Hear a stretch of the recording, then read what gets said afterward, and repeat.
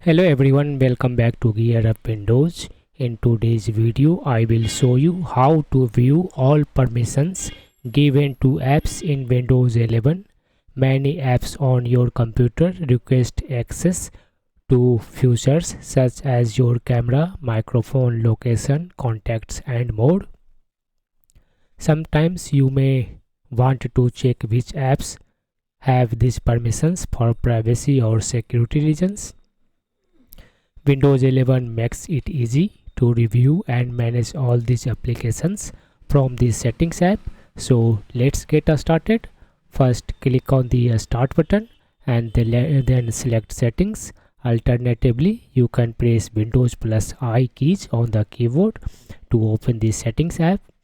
Under settings, select privacy and security in the left sidebar. On the right sidebar, scroll down to the app permissions section.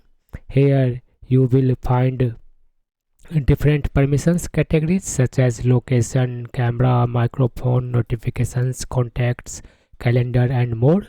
Click on any permission category you want to review. For example, click on camera. You will now see a list of apps that have requested access to your camera. If an app has permission, the toggle switch next to it will be turned on. You can easily disable the permission for any app by turning off the toggle switch.